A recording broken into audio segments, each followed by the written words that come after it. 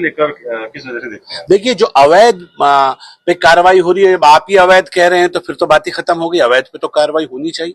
हाँ, अवैध की आड़ में अगर कुछ वैध चीजों को नुकसान पहुंचाने की शिकायतें भी आई हैं, तो ऐसे में हमने कहा है, माननीय मुख्यमंत्री से भी मेरी वार्ता हुई है, किसी कीमत पर ऐसे अधिकारियों को बख्शेंगे नहीं जो अपने नंबर बढ़ाने के लिए केवल और केवल ये गलत तरीके की पॉलिटिक्स के ऊपर आगे बढ़ रहे हैं। बिल्कुल किसी कीमत पे बर्दाश्त नहीं होगा। हाँ, जहां कुछ छोटी मोटी दिक्कतें उन्हें बैठ के हम दूर कराएंगे, हम सेतु का काम करेंगे। किसी को परेशान होने की जरूरत नहीं है। जिनके मदरसों के ऊपर किसी कारणवश एक आधे कमरे पर ऊपर अनाधिकृत टीन शेड था या कोई दूसरी बात थी, ऐसे कई विषय आए। उन लाइनों के ऊपर हमने माननीय मुख्यमंत्री जी से बात की है। माननीय मुख्यमंत्री जी स्वयं इस विषय पर तमाम लोगों को बुला के बात करेंगे और जल्द ही तमाम चीजों का पटाक्षेप होगा। लेकिन ये चीजें भी तय की जाएंगी। अब कुछ लिमिट तो तय होगी ना, मदरसे कितने खुलने चाहिए, इसकी भी तो लिमिट होनी चाहिए। खोलते जाओ, एक एक कमरे में मदरसे चलाते जाओ, ये भी अन्याय नहीं होना चाहिए। देवभूमि है, देवभूमि के देवत्व को भी बचाना है, उसकी भी चिंता करनी है। और जो सही है उनको नुकसान भी नहीं पहुंचाना है। तो माननीय मुख्यमंत्री जी का मत बिल्कुल स्पष्ट है, सही को छेड़ना नहीं है और गलत को छोड़ना नहीं है। और उसी लाइन के ऊपर हम आगे बढ़ रहे हैं। मुझे उम्मीद है किसी के साथ अन्याय नहीं होगा। अगर किसी को उसके बावजूद कहीं दिक्कत है तो हम उसके लिए हैं। हम आपके चैनल के माध्यम से भी मैं अनुरोध कर रहा हूं, किसी को दिक्कत आ रही हो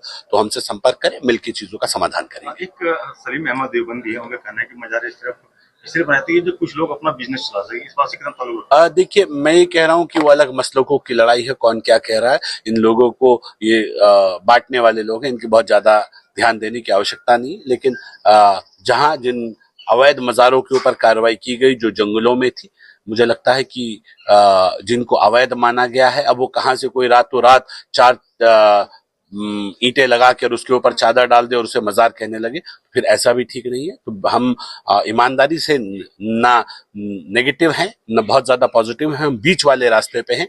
जो सही है उसके सही के साथ हैं और जो सही होता है उसी के साथ हमेशा खड़ा होना चाहिए। देखिए, दोन हॉस्पिटल वाली मजार वक्फ बोर्ड में दर्ज है और उसके बारे में मैंने भी माननीय मुख्यमंत्री के समक्ष अपनी नाराजगी जाहिर कर दी थी और माननीय मुख्यमंत्री ने उस पर जांच का आश्वासन दिया है।